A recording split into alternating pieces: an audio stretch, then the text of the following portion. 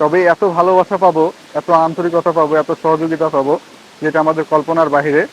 মিনাশ শাইতানির রাজিম, বিসমিল্লাহির রহমানির রহিম। আসসালাতু ওয়াসসালামু আলাইকা ইয়া রাসূলুল্লাহ ইয়া হাবিবাল্লাহ। আজকের ভিডিওর মূল কথা শুরু করার আগে আমি সকলকে বিনয়ের সাথে অনুরোধ করব, আপনারা ভিডিওটা শেষ পর্যন্ত দেখবেন এবং অবশ্যই সকলের কাছে আমার একটা রিকোয়েস্ট যে ভিডিওটা সকলে ভালোবাসা দিয়ে শেয়ার করে দেবেন ইনশাআল্লাহ।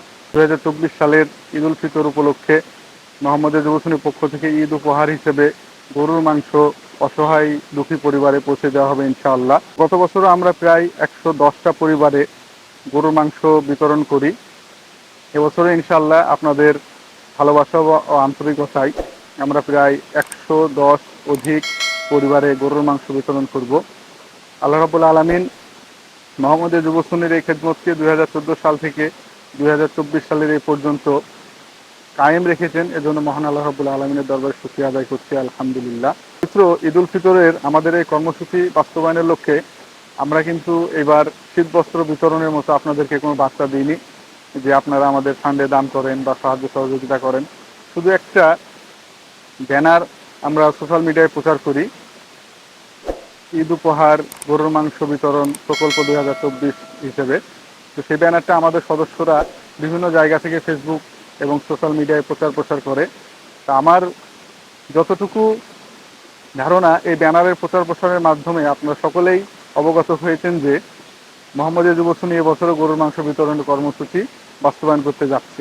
তো সেই জায়গা থেকে আপনারা প্রায় যে যেখান থেকে পেরেছেন ভালোবাসা ও আন্তরিকতা মোহাম্মদের যুবসনীকে দেখেছেন।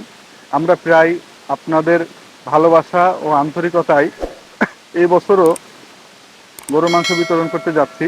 তবে এত ভালোবাসা পাবো, এত আন্তরিকতা পাবো, এত সহযোগিতা পাবো, যেটা আমাদের কল্পনার বাহিরে। আল্লাহ রাব্বুল আলামিনের দরবারে এর জন্য সকলে আমরা জোরে সোরে শুকরিয়া আদায় করি, আলহামদুলিল্লাহ। আল্লাহ রাব্বুল আলামিন আমাদের এই কল্যাণময় কাজকে অত্যন্ত বরকতময় করেছে, আলহামদুলিল্লাহ। তা আপনাদের এই ভালোবাসা, এই সহযোগিতা, এই দান সৎকার, এই আন্তরিকতা আমরা আগামী দিনেও কামনা করছি। আশা করছি আগামীর ভবিষ্যতে মোহাম্মদের যুবসনের পথ চলায় আপনারা আমাদের সহযোগী হবেন, শুভাকাঙ্ক্ষী হবেন, আমাদেরকে দোয়ার মাধ্যমে, ভালোবাসার মাধ্যমে, সহযোগিতার মাধ্যমে সামনে এগিয়ে যেতে সহযোগিতা করবেন ইনশাআল্লাহ।